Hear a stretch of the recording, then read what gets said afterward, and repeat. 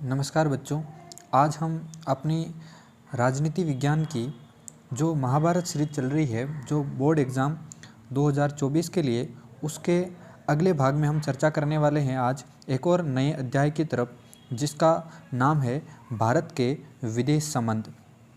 कौन सा चैप्टर के बारे में चर्चा करने वाले हैं तो ध्यान रखना, अपना जो चैप्टर है वो है भारत के विदेश संबंध।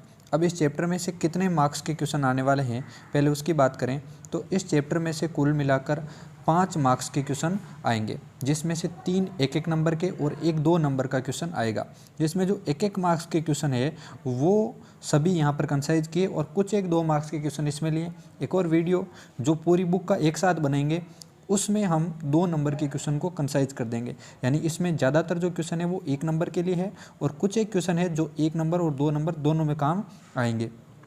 इनसे बाहर आपको कुछ भी और अध्ययन करने की आवश्यकता नहीं पड़ेगी। एक और हम वीडियो बनाएंगे जिसमें बुक फर्स्ट का वीडियो डाल रखा, अगर आपने वो नहीं देखा तो नीचे प्लेलिस्ट में लग रखा है, डिस्क्रिप्शन में भी मिल जाएगा, वहाँ से आप देख सकते हैं। जिसमें पूरी बुक फर्स्ट जो है विश्व वाली, उसका संपूर्ण जो महत्वपूर्ण क्वेश्चन है उनको एक जगह पर हमने कंसाइज करने की कोशिश करी है।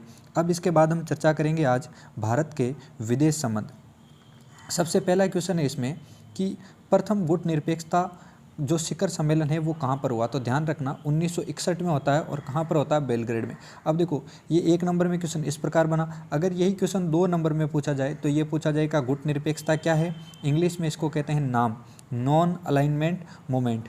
तो इंग्लिश में इसका फुल फॉर्म पूछा जा सकता है, नाम क्या है, गुट निरपेक्षता के बारे में बताइए। तो गुट निरपेक्षता देश जो शुरू करने वाले थे वो कुल कितने देश थे, 5। हमारे भारत में यहाँ पर कौन थे, जवाहरलाल नेहरू। इंडोनेशिया से कौन थे, गाना से कौन थे, मिस्र से कौन से, तो सबके नाम बताने। मिस्र के नासिर थे, ठीक है, नेहरू, नासिर और टीटो, 3 तो ये हो गए। युगोस्लाविया के थे, उसके बाद गाना के एनक्रुमा थे, इंडोनेशिया के सुकर्णो थे। तो ये 5 व्यक्ति थे जिन्होंने गुट निरपेक्षता की शुरुआत करी। तो इसी क्वेश्चन को 2 नंबर में इस प्रकार पूछा जा सकता है। नेक्स्ट क्वेश्चन है सिंधु नदी जल समझौता कब हुआ और किस किस के बीच में हुआ। तो सबसे पहली बात तो 1960 में हुआ, भारत और पाकिस्तान के बीच में हुआ। किसकी मध्यस्थता से, तो विश्व बैंक की मध्यस्थता से हुआ। यानी ये समझौता किसने करवाया था, तो विश्व बैंक ने मीडिएटर बनके ये समझौता करवाया था। तो 1 नंबर में प्रश्न पूछे तो ये पूछ सकता है कब हुआ, 1960 में। किस किस के बीच में, भारत पाकिस्तान। मध्यस्थता किसने कराई, विश्व बैंक। सबको मिलाकर 2 नंबर का क्वेश्चन भी बनाया जा सकता है। नेक्स्ट क्वेश्चन है पंचशील समझौता किस किस के बीच में होता है, तो ध्यान रखना भारत और चीन के बीच में होता है। नेक्स्ट क्वेश्चन है अपना, और ये कब हुआ, तो ये रही इसकी डेट 21 अप्रैल 1954 को पंचशील समझौता होता है। किस किस देश के बीच में, तो इंडिया और चाइना के बीच में होता है ये समझौता। नेक्स्ट क्वेश्चन है अपना, चीन ने भारत पर आक्रमण कब किया। अभी अपन ने चर्चा करी थी कि पंचशील समझौता जो है 1954 में हो गया, लेकिन उसके जस्ट 8 साल बाद में 1962 में भारत पर चीन ने आक्रमण कर दिया। कौन सी तारीख थी, 20 अक्टूबर। अच्छा, पंचशील समझौता क्या था, तो ध्यान रखना इसमें 5 चीज़ों के बारे में बात की गई, जैसे आक्रमण नहीं करेंगे एक दूसरे पर, बैठकर बातचीत के द्वारा मामला सुलझाएंगे, सीमा पर एक दूसरे के जो हस्तक्षेप कर रहे हैं वो नहीं करेंगे। इस प्रकार से 5 बातें जो थी उन पर चर्चा कर रखी थी उन्होंने, उन पर 5 पर इन्होंने साइन किए थे पंचशील समझौते में। लेकिन उसके बाद में भी चाइना अपनी नीति से बाज नहीं आया और इसने 1962 में फिर से आक्रमण किया। अगला क्वेश्चन है अपना, नाटो के बारे में बताइए। सबसे पहले नाटो की फुल फॉर्म ध्यान रखना।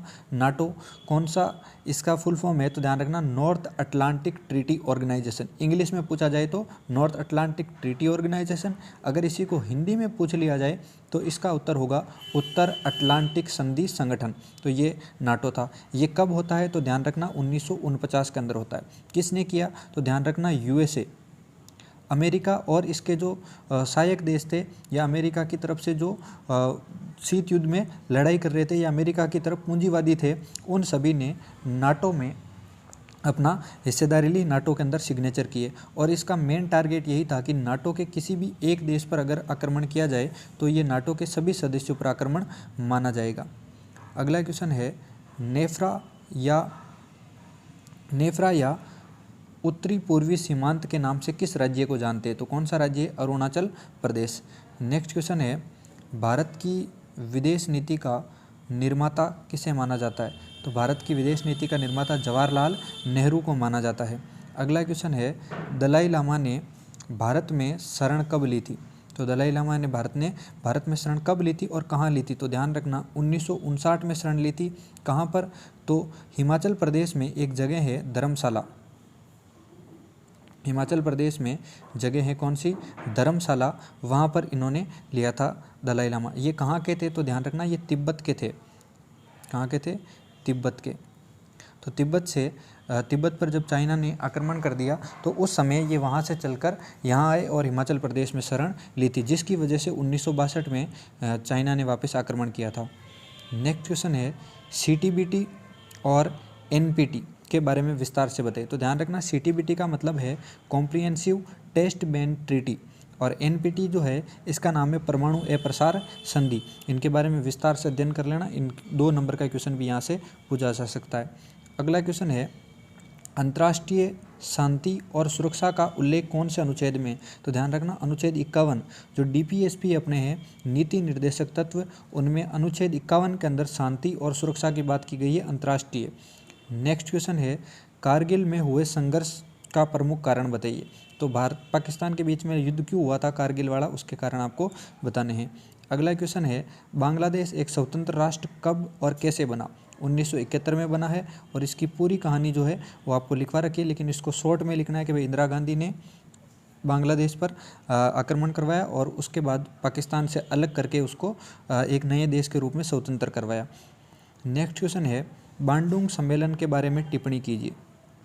अगला क्वेश्चन अपना इंडियन नेशनल आर्मी जो है इसका गठन कब और किसने किया? तो ध्यान रखना ये गठन करने वाले व्यक्ति थे सुभाष चंद्र बोस। अब ये कब किया गया ये आपको कमेंट बॉक्स के अंदर बताना है।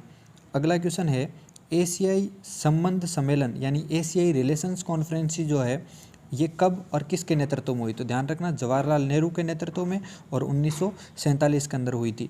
तो ये इस चैप्टर के सबसे महत्वपूर्ण क्वेश्चन थे। इनको अच्छे से नोट डाउन कर लेना और बार बार इनका अध्ययन करना। धन्यवाद।